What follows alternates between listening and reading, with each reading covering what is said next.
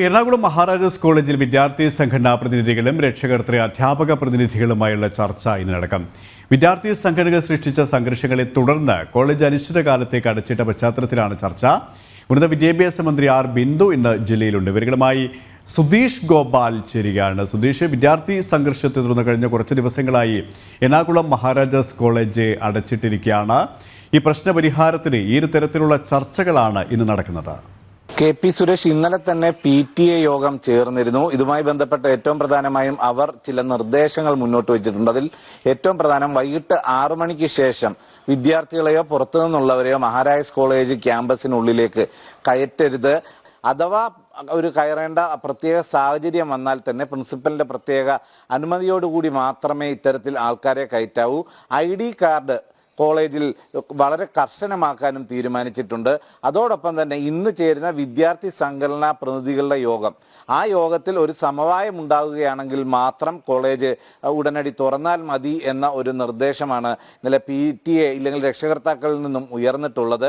ഇതേസമയം തന്നെ ഇവർക്ക് വിദ്യാർത്ഥികളുടെ അച്ചടക്കം അത് കർശനമാക്കണമെന്ന നിർദ്ദേശവും ഉയർന്നു. ഒരു തരത്തിലുള്ള അനുകമ്പയും ഇത്തരത്തിൽ തെറ്റ് ചെയ്യുന്നവരോട് കാണിക്കരുത്. അതോടൊപ്പം തന്നെ ഇപ്പോൾ കഴിഞ്ഞ ഒരാഴ്ച കോളേജ് അടയ്ക്കുന്നതിന്റെ ആ ഒരു സാഹചര്യം ഒരുക്കിയത് അതിന് തൊട്ടു പിന്നിലേക്കുള്ള 7 ദിവസത്തിനിടെ 8 കേസുകളാണ് മഹാരാജാസ് കോളേജിലെ സംഘർഷവുമായി ബന്ധപ്പെട്ട് രജിസ്റ്റർ ചെയ്തത്.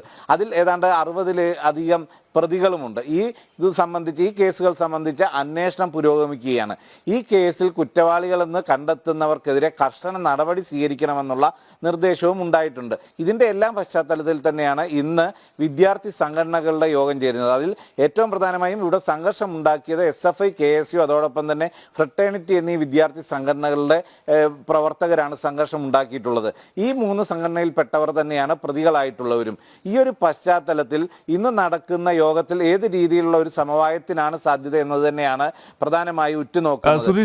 സുധീഷ് പറഞ്ഞതുപോലെ തന്നെ ഈ മഹാരാജാസ് കോളേജിലെ സംഘർഷം അത് എല്ലാ സമയത്തും കേരളം വളരെ ഗൗരവത്തോടെ ചർച്ച ചെയ്ത വിഷയമാണ്. കാരണം അത്രത്തോളം കലുഷിതമായ ഒരു വിദ്യാർത്ഥി രാഷ്ട്രീയ സംഘർഷത്തിനാണ് ഇന്നും എറണാകുളം മഹാരാജാസ് കോളേജ് വേദിയായിരിക്കുന്നത്. പക്ഷേ ആ കോളേജിൽ പഠിക്കുന്ന വിദ്യാർത്ഥികൾ മാത്രമല്ല, കോളേജിൽ പഠിച്ച് ഇറങ്ങിയവരും പുറത്തുനിന്നുള്ള യുവജന സംഘടനാ പ്രതിനിധികളും അടക്കം ഈ ഒരു സംഘർഷത്തിൻ്റെ ഭാഗമാകുന്നു. അത് തന്നെയാണ് ഇത്രത്തോളം രൂക്ഷമാകാൻ സംഘർഷങ്ങൾ കാരണമാകുന്നത് എന്നുള്ള വിലയിരുത്തലുമുണ്ട്. അതുകൊണ്ട് തന്നെ സുധീഷ് പറഞ്ഞതുപോലെ തന്നെ ID കാർഡ് നിർബന്ധമാക്കുക, മറ്റ് പരിശോധനകൾ ശക്തമാക്കുക, നടപടികൾ കാര്യക്ഷമമാക്കുക, അത്തരത്തിലുള്ള ഒരു തീരുമാനത്തിന് തന്നെയാണ് സാധ്യത. പക്ഷേ ഇത് അധ്യാപകരും രക്ഷകർത്താക്കളും ഇത്തരത്തിലുള്ളൊരു തീരുമാനത്തിലേക്ക് എത്തുമ്പോൾ വിദ്യാർത്ഥി സംഘടനാ നേതാക്കൾ ഇത് എത്രത്തോളം അംഗീകരിക്കും എന്നത് നമ്മൾ കണ്ടറിയേണ്ടതുണ്ടല്ലേ?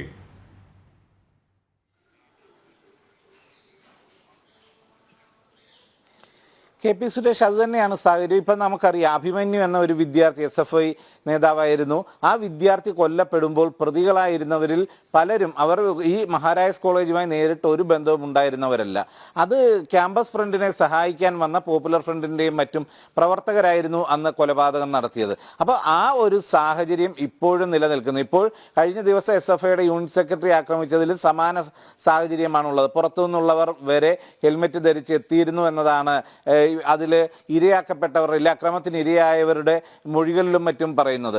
ഈ ഒരു സാഹചര്യം നിലനിൽക്കുന്നു. അത് കേവലം ഫ്രട്ടേണിറ്റി എന്നൊരു സംഘടന മാത്രം ചെയ്യുന്നതല്ല, SFIയും എല്ലാം ചെയ്യുന്നതാണ്. അതൊരു ഭാഗത്ത് നിൽക്കുന്നു. മറ്റൊരു പ്രധാന വിഷയം, ചില അധ്യാപകർ തന്നെ SFIയെ സഹായിക്കുന്നു എന്നുള്ള ആക്ഷേപം നിലനിൽക്കുന്നു. അതിൻ്റെ ആ ഒരു സാഹചര്യത്തിൽ തന്നെയാണ് ഒരു അറബി അധ്യാപകന് നേരെയും ഫ്രട്ടേണിറ്റി പ്രവർത്തകരുടെ ആക്രമണം ഉണ്ടായി.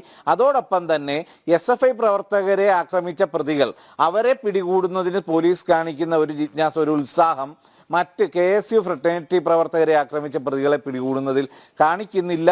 ഒരു നിഷ്പക്ഷമായല്ല പോലീസിന്റെ സമീപനമെന്ന ആക്ഷേപവും നിലനിൽക്കുന്നു. ഇതെല്ലാം ഇന്ന് നടക്കുന്ന വിദ്യാർത്ഥി സംഘടനാ പ്രതിനിധികളുമായുള്ള ഈ ചർച്ചയിലെല്ലാം തന്നെ ഉരുത്തിരിയും. അതിനെ ചൊല്ലിയുള്ള വാഗ്വാദങ്ങൾ ഉണ്ടാവാനും എല്ലാമുള്ള സാധ്യതയുണ്ട്.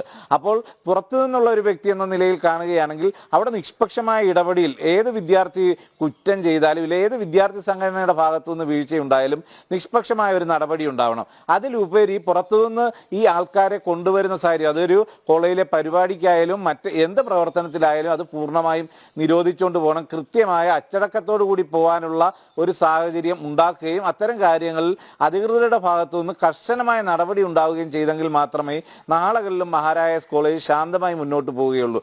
എന്നാൽ സുധീഷ്, ഇവിടെ അധികാരികളുടെ ഉന്നത അധികൃതരുടെ ഒരു കൃത്യമായ ഇടപെടൽ വേണം. ഇവിടെ ഉന്നത വിദ്യാഭ്യാസ മന്ത്രി ആർ ബിന്ദു ഇന്ന് ജില്ലയിലുണ്ടല്ലോ. വിദ്യാഭ്യാസ മന്ത്രിയുടെ ഏതെങ്കിലും തരത്തിലുള്ള ഇടപെടൽ ഈ ഒരു ചർച്ചയുടെ ഭാഗമായിട്ടുണ്ടാകാൻ സാധ്യതയുണ്ട്. ഒപ്പം ഉന്നത വിദ്യാഭ്യാസ മന്ത്രിയുടെ ജില്ലയിലെ മറ്റ് ഔദ്യോഗിക പരിപാടികളും ഏത് തരത്തിലാണ്?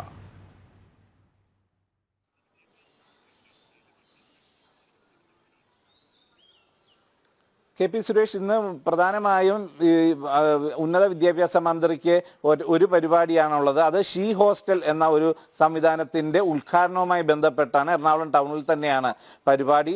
ഇതിന് പുറമെ ഇന്നത്തെ ഈ മഹാരാജാസ് കോളേജിലെ ഈ ചർച്ചയുമായും മറ്റും ബന്ധപ്പെട്ടുള്ള ഇടപെടൽ ഉന്നത വിദ്യാഭ്യാസ മന്ത്രിയുടെ ഭാഗത്തുനിന്ന് ഉണ്ടാവാനുള്ള സാധ്യതയുമുണ്ട്.